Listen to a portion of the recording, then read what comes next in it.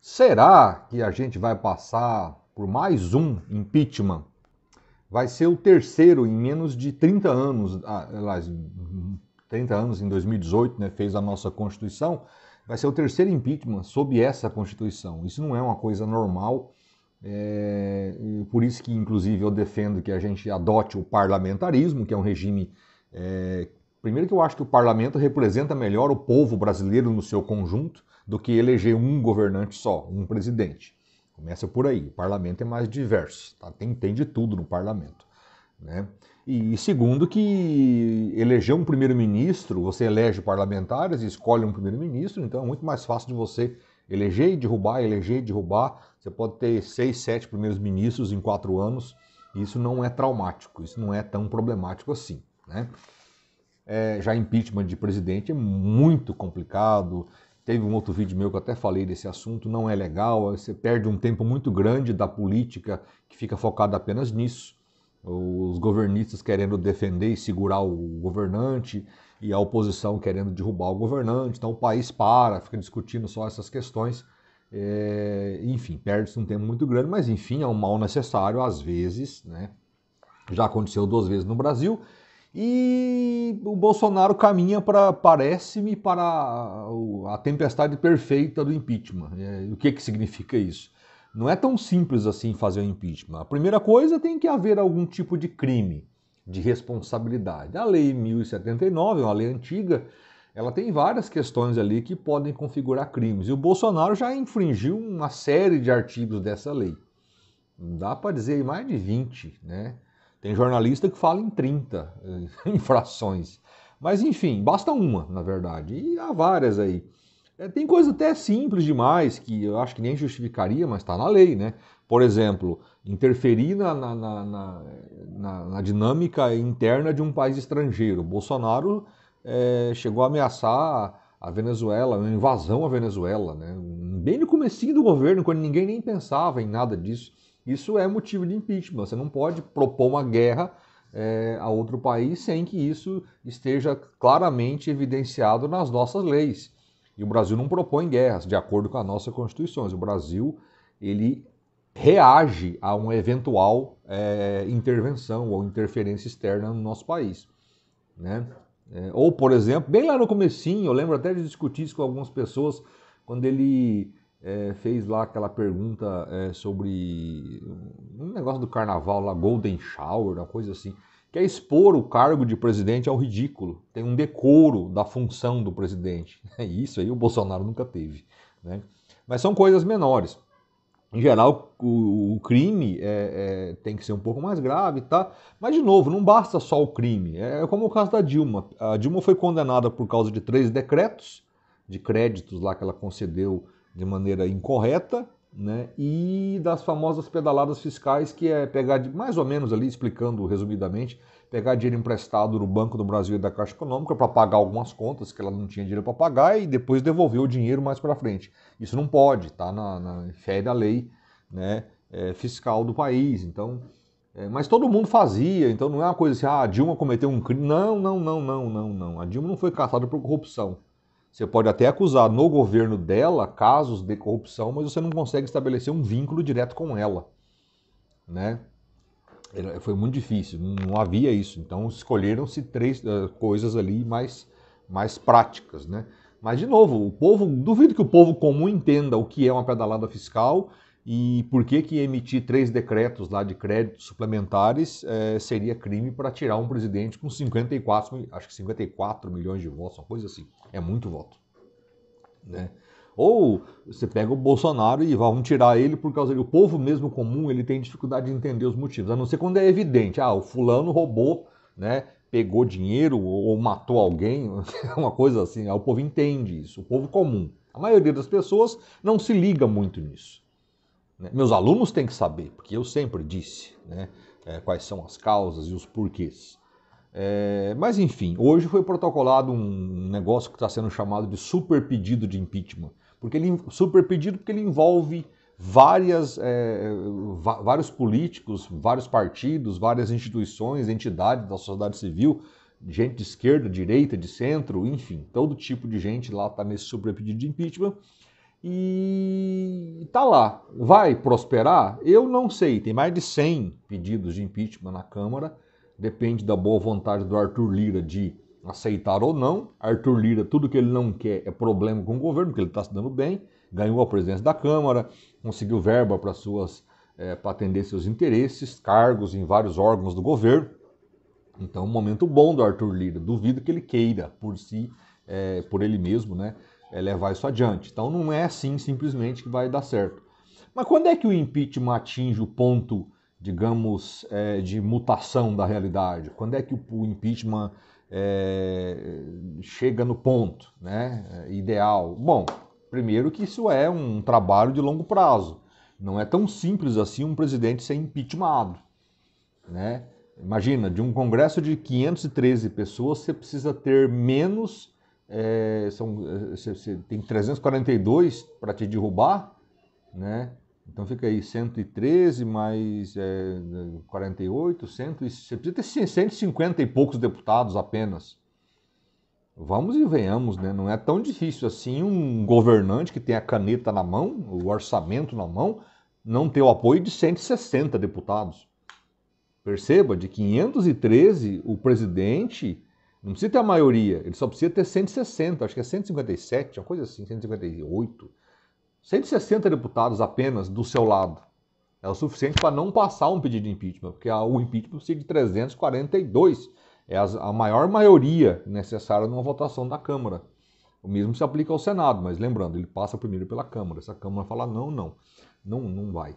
Né? Então não é tão simples assim. Em geral, um presidente cai quando alguns fatores se juntam no mesmo momento, que é o que muita gente chama, e eu acho um nome muito legal, que é a tempestade perfeita do impeachment. E quando é que ela se forma, essa tempestade perfeita?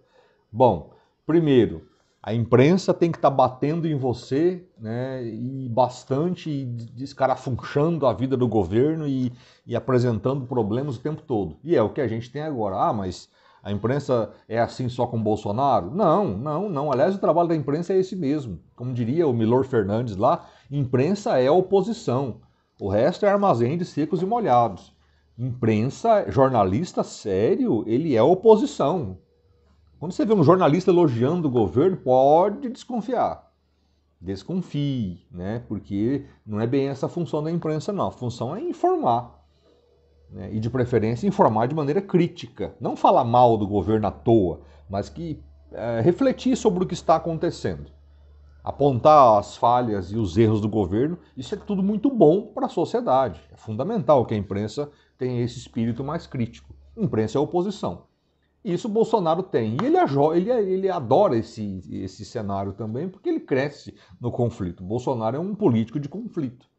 Ele gosta disso. No caso da imprensa, ele gosta especialmente de alguns órgãos, né, tipo a TV Globo e a Folha de São Paulo, né, e especialmente de mulheres. Ele adora discutir com uma repórter mulher. Aí, né, talvez Freud explique por que ele tem essa vontade de promover embates, às vezes grosseiros, né, deseducados, deselegantes com mulheres. Há um certo, parece que misoginia, né, que é uma aversão ao feminino. Né? Freud deve explicar isso aí. Mas isso não vem ao caso também. Mas enfim, tem essa questão da imprensa, e a imprensa está contra ele. Assim como teve contra Collor, assim como a imprensa também batia bastante no FHC, batia muito no Lula, batia muito na Dilma, né? Enfim, a imprensa, no Temer, a imprensa é oposição e tem que ser mesmo. A maioria da imprensa faz o trabalho que tem que ser feito. Né? Esse é um ponto. A outra coisa importante é a evidência de crime. E aí a gente tem do Bolsonaro uma série deles. Esses da pandemia talvez sejam os mais graves. Tripudiar sobre mortes, negar as vacinas, sabotar as vacinas que estavam em andamento por questões políticas, que é o caso da vacina do Butantan. Agora tem umas denúncias aí de propina para... Ontem surgiu na Folha de São Paulo um pedido de propina de $1 por dose, e aí seriam 400 milhões de vacinas, então 400 milhões de dólares, né, $1 por dose de vacina de propina, multiplica por R$5 aí, que está mais ou menos, né, aproximadamente o dólar. Então, você teria aí 2 bilhões, imagina 400 milhões a $1, 5 vezes 4, né? Imagina só, né?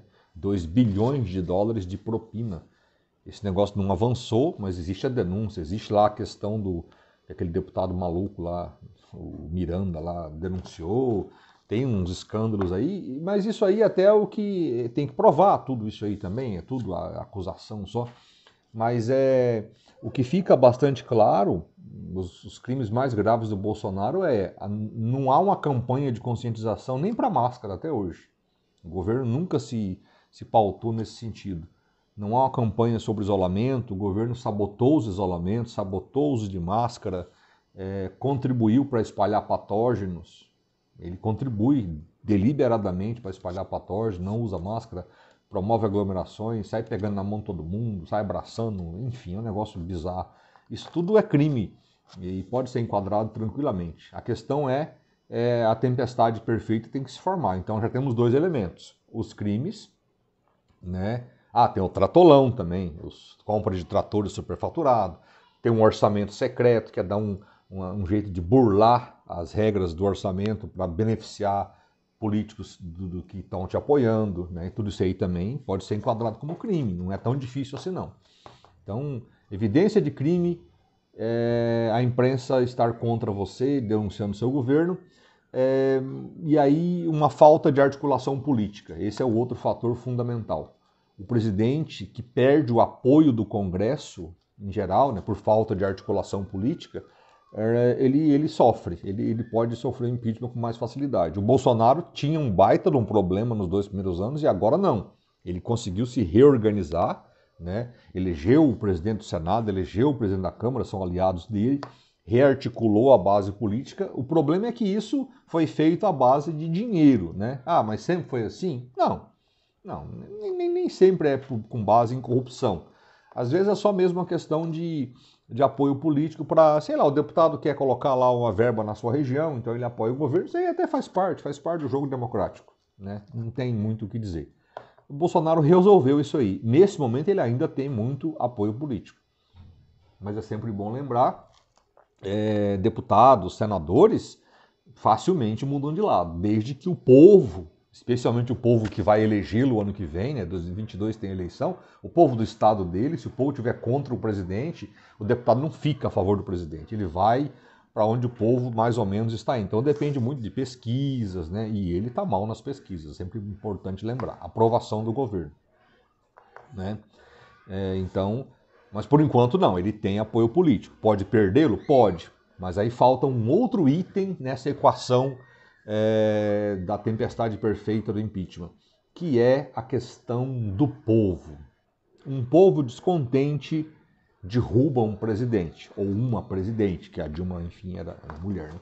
Mas por exemplo, inflação alta, desemprego, crise econômica, problemas nos atendimentos públicos, saúde, educação, saneamento, vida ruim em geral. A vida ruim faz o povo ficar descontente, o povo se manifesta, seja em pesquisas de opinião, mas isso não basta, em geral, o povo vai ter que ir para a rua. Se tem alguém querendo derrubar o governo, tem que fazer manifestações. E aí entra uma questão que é típica desse nosso tempo, que é o vírus, a Covid-19 ainda está aí, apesar dos números parecem, eu vi uma reportagem, vi no Jornal Nacional ontem, não tinha nenhum estado que estava em crescimento, os números de casos, não tinha aumentado, estava estagnado ou estava caindo, os casos e as mortes. É provável, né, que a vacinação, provável, tá? Sempre bom deixar isso claro, que a vacinação esteja fazendo efeito, é provável, né, que a gente esteja aí numa fase de retração, né, dessa segunda onda da Covid, talvez, tomara, né, que a gente não tenha a terceira onda, tomara que a gente tenha encerrado esse triste pedaço aí da nossa história. Né? Se a vacinação, e especialmente o número de mortes entre os idosos, caiu absurdamente, vacina funciona, né? Olha que coisa, né? A gente conseguiu perceber isso, olha que beleza. Tem gente duvidando aí, né? Vacina, que coisa bizarra, que coisa chinfrim, que vergonha ver gente inteligente desdenhando de vacina, só por questões políticas. Né? Meu Deus, que atraso. Vacina funciona. Né? O número de mortes entre os idosos caiu absurdamente. Com qualquer lugar que você faça uma pesquisa, vai lá, caíram o número de mortes de idosos. E vai cair mais ainda, que cada vez mais gente está se vacinando. Aqui em Campo Grande já está aí na faixa dos 40 anos de idade, então as mortes vão cair. Isso acontecendo, vamos pensar, o povo pode voltar para a rua. E quando o povo for para a rua, eu imagino que as manifestações serão majoritariamente contra o governo. Porque é um governo que não entrega. É um governo que, infelizmente, não tem, digamos, entregue à população aquilo tudo que se comprometeu a fazer em 2018. É só você lembrar, tinha um papo de que ia moralizar a educação, de que ia fazer uma revolução na educação infantil. O que foi feito até agora nessa área a não ser nada, a não ser coisa nenhuma? Teve 3 ministros, né, o colombiano lá, que o Vélez Rodrigues, depois o Weintraub, que produziu só confusão, né? É, enfim, agora esse Milton Ribeiro, que até agora não sei nem o que ele pensa, o que ele diz, quais são os seus projetos, muito confuso. Privatizações, privatizou nada, a única privatização que passou agora da Eletrobras vai gerar um custo gigantesco para o país, muito maior do que se a empresa continuar sendo estatal. Um negócio assim totalmente enfim, né? Nada, não entregou nada. O Paulo Guedes prometeu o crescimento de 4% lá, de zerar o déficit público ainda em 2019, entregou nada, né? Não entrega nada, não tem nada daquilo que foi falado, nada, nada mesmo. Né? O combate à corrupção, que era representado ali pela questão da segurança pública, né? Ou pela presença do Sérgio Moro, nem o Moro ficou, foi embora. O que foi feito na área de segurança pública a não ser nada, nenhum projeto sério, nenhuma proposta séria, né, para a segurança pública do país. Não há. Se vai ter até o ano que vem, eu não sei, mas até agora não há. Né? Aquela questão da moral e dos bons costumes, né? Que aliás é bastante curioso, porque o Bolsonaro, de moralista, ele só tem a fala, né? Ele fala bastante, mas a vida dele não demonstra que ele é um cara muito apegado às questões morais da família conservadora brasileira, seja lá o que signifique isso, né? Mas ele não entregou, né? O que aconteceu em relação às pautas do cristianismo, nenhum projeto, nada, não aconteceu nada. Aquele ministério da Damares é um ministério totalmente esvaziado, sem recurso, né? Ela até parece ser, sei lá se ela tem boas intenções, parece que tem boas intenções, daquele jeito estranho dela lá, aquelas ideias malucas, mas me parece uma pessoa bem intencionada, né? Mas ela não tem recurso, não tem moral com o governo, não tem nada, ela fica ali só falando bobagem, né? Era usado no início para uma cortina de fumaça, né? Quando queria divertir o povo, solta a Damares, né? A Damares falava um absurdo lá e todo mundo ficava debatendo aquilo. Mas enfim. E aí há os problemas de corrupção na família, as rachadinhas do Flávio, as rachadinhas do próprio Bolsonaro no passado, que são crimes pequenos. Bolsonaro era um corrupto menor. Flávio Bolsonaro era um corrupto menor. Né? Tudo indica que agora, o que está se revelando aí nessa pandemia, é que eles deram um upgrade, né, no sistema de corrupção da família e passaram a operar na casa dos milhões, talvez até bilhões. Isso tem que ser comprovado, é óbvio, mas é isso que temos.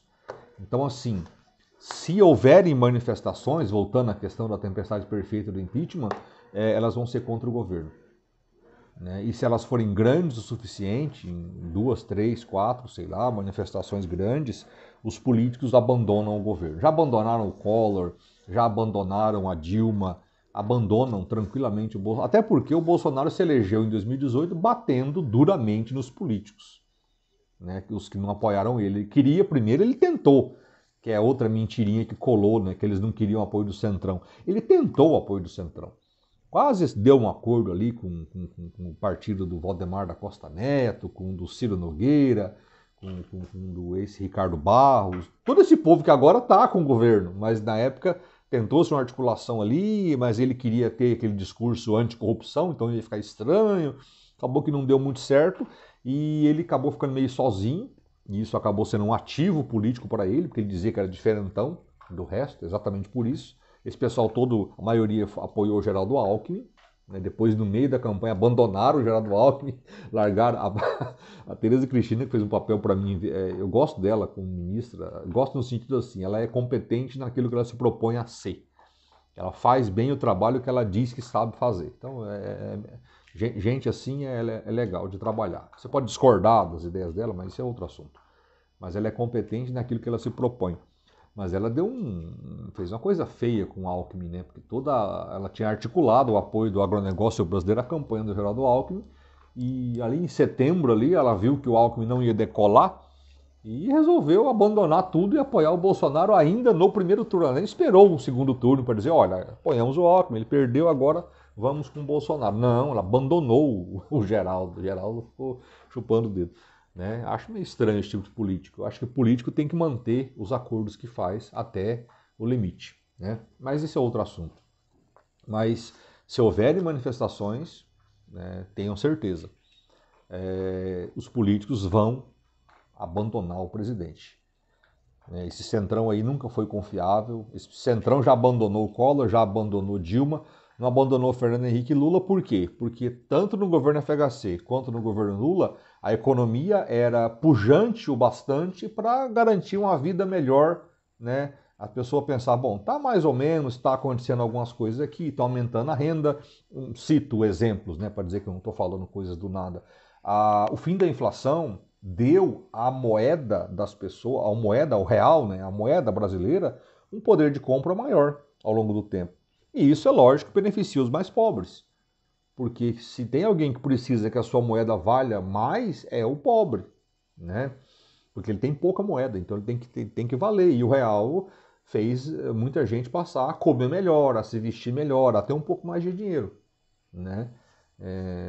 E no governo Lula nem se fala. O Lula adotou políticas de incentivo ao crédito, incentivo à casa própria, né? Enfim, as pessoas foram incluídas no mercado de consumo por meio de crédito mais barato e a vida melhorou para muita gente. Então era um bom momento ali. Então se o povo não está descontente, se o povo não vai para a rua pedir fora fulano, fora FHC ou fora Lula, não há como os políticos não abandonam um político popular.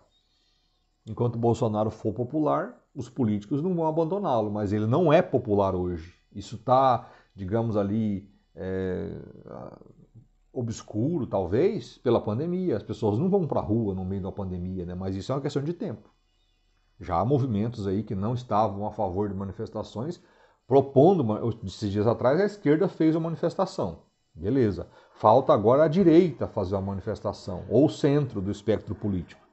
O MBL, o Movimento Brasil Livre, que comandou ali, junto com outros movimentos, né, as manifestações contra Dilma em 2014, 15 e 16, eles já estão discutindo, tenho acompanhado alguns vídeos deles ali para entender mais ou menos as estratégias, eles estão discutindo sim mobilizações contra o Bolsonaro. Eles já estão contra o Bolsonaro desde 2019, né? Já se articularam desde então, quando o Bolsonaro começou a atrair as pautas da campanha, que eles apoiaram o Bolsonaro no segundo turno, na campanha de 18, por causa de algumas pautas que eles consideravam, enfim. E aí eles resolveram bater no presidente já em 2019. Né? Agora então nem se fala. Mas, de novo, eles não estão convocando manifestações. O centro e a direita precisam convocar manifestações. Outra coisa que tem que acontecer também para o impeachment são as lideranças políticas, as maiores lideranças políticas da oposição têm que se manifestar. E você não vê João Dória falando em impeachment, o Ciro Gomes está falando em impeachment, João Dória não. Assim como você não vê o Lula falando em impeachment, até agora não falou nada. O PT até assinou esse pedido de que foi entregue na Câmara hoje. Né? Mas a Gleisi Hoffmann, o Lula não se pronuncia, ele é a liderança. A oposição, se quiser o impeachment, precisa se manifestar. Mas eu acho, talvez isso mude, né? Chega uma hora que não tem jeito, mas eu acho que tanto Dória sonha em ir para o segundo turno com o Bolsonaro, como Lula sonha em ir para um segundo turno com o Bolsonaro. Porque eles sabem que tem chances de ganhar. Bolsonaro é um frágil candidato no segundo turno. Ele me parece muito a situação em que chegou o Maluf. Né? Sempre tem voto, ali 15%, 20%, sempre pode ir para os segundos turnos da vida, mas em geral, quando chega lá no 1 contra 1, perde. O Maluf ficou assim durante muito tempo, disputando ali prefeitura de São Paulo e governo do estado de São Paulo. Ele ia para o segundo turno e perdia. Eu acho que o Bolsonaro entrou nessa vibe também. Tem ali um bom percentual de votos, fanáticos, admiradores que nunca vão deixá-lo, né? Só até brinco, se o Bolsonaro de repente pegar um taco de beisebol e bater numa velhinha, vai ter bolsonarista dizendo que isso é bom porque vai aumentar a venda de tacos de beisebol. Vai mostrar a eficiência deles, né? Lógico que isso é uma piada macabra. Mas é isso. A tempestade perfeita do impeachment parece estar se formando. Né? Perda de apoio popular, manifestações de rua, porque a vida está muito ruim. Evidências de crime, e existem alguns montes aí. Né? Perda de articulação política, por enquanto ele tem, mas se o povo não tiver com ele, ele perde. E a imprensa estar contra você, o que no caso do Bolsonaro foi o que ele sempre buscou, desde o começo, desde até de antes de ser eleito. Mas é isso, vamos lá, vamos ver o que acontece. Temos aí um longo trabalho de defender, aí sim, isso que é mais importante, a democracia brasileira, o Estado democrático e de direito. Tranquilo? Valeu aí, obrigado, esse é o vídeo de hoje. Até mais, forte abraço.